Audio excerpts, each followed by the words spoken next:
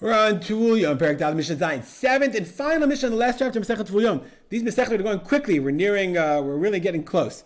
Says the Mishnah, HaTorem etabor v'amar. Torem etabor means you're taking off Truma from, you have a whole bore, you have a whole well of either wine or olive oil, and you're taking stuff off from the well and say, Amar, I raise the Truma, Amanes Shalom.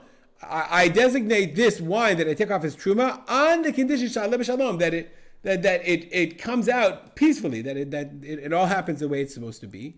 So the Mishnah says, what did I have in mind? Shalom min hashever amin hashvicha. So what I'm having in mind is peace from the jug that I took out breaking or spilling. Avalom min hatuma. But I don't have in mind, right, that it's not going to become tameh. Meaning, if I take off truma and then somebody touches it, becomes tameh. Tanakama says, no, that was truma and the truma is psula.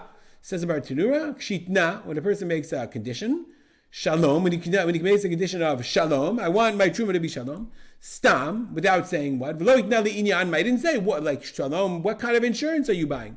Mistama, you can assume li'inyan sheve u'shvicha kam. He's talking about breakage or spillage. That's what you're worried about when you take wine from the pit, from the well. Truma, therefore the truma is truma and it's pasul. Because that's not part of the insurance, meaning you're making a condition of designated. Rabbi Shimon says, no, you had in mind shalom and you don't want it to become tameh. So therefore, if somebody tameh comes and touches it, there it triggers retroactively your condition, and therefore it's not truma. It's only truma if it's shalom. Somebody tameh touches it, no.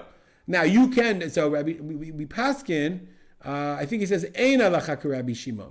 Okay, we don't pass it like it, but a person can say, you can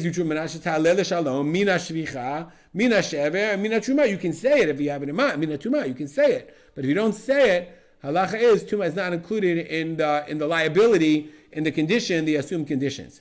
Okay, nishbara. So therefore, if you say if it breaks, so then the wine in that jug is not midamat, meaning if it spills in other wine, it cannot make it. It's not truma going back into the original wine. So therefore, if the jug breaks, let's say you you take out the wine, then the jug falls apart on you, and it spills back into your original thing. Then it could make it midamat. It could make truma, a truma mixture. Then you've got a big problem because now you got to figure out is there 100 times in your well, etc. So therefore, no, it's enam midamat because you had insurance. You made it t'nai.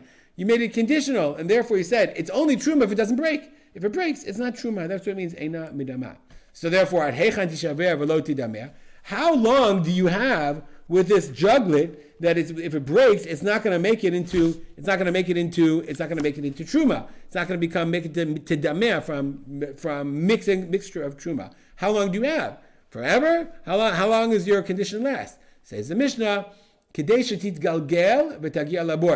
titgalgel means it rolls, but if it breaks, meaning are you still in the area? If you've ever been in these old wine presses or olive presses, there was an area where they would squish the wine, it would then drip back into the well.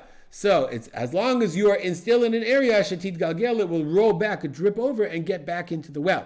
If you're far enough away that it won't get back into the well, insurance is over. If it breaks, that was truma, you lost the truma. Rabbi Yossi Omer says, Rabbi Yossi, af mishayabo da'at lahatnot. If someone has in mind to make a condition and didn't make the condition, nonetheless, and we're like the yud machloket, is this a person who had that and didn't intend or didn't whatever? So you can use machloket about what it means, different interpretations. You can look it up in the kahati. We'll see the bartender in a second. If you had in mind to make a condition, v'lo itna, you didn't do it. Nishbara broke, einamidamat. Still, nonetheless, it's not truma. Why? It's a condition of beitin, meaning it's an inherent condition. Meaning, a person who had in mind to do it, he said, I got to make this condition. Because that's standard operating procedure. Why would you not make the condition? And he didn't make the condition. Rabbi Yossi says, nonetheless, that's part of the operating procedure of taking out truma from your wine. And even if you didn't have in mind, Rabbi Yossi says, it still counts. Bartidur says, "Ein alachak Rabbi Yossi." So we say, "Sadik Masechet Tvul Yom." We finish Masechet Tvul Yom. We're going on to Masechet Yadayim. Kol hakavod, shakoch to everyone who's learning these Masechtot in the end of Tarot. We're nearing the end of Masechet Tarot and the end of Shas. It's very, very exciting. We'll stop here, dedicate our learning to memory to my father, Rav Simcha ben Yitzchak Kalman. Make it a great day.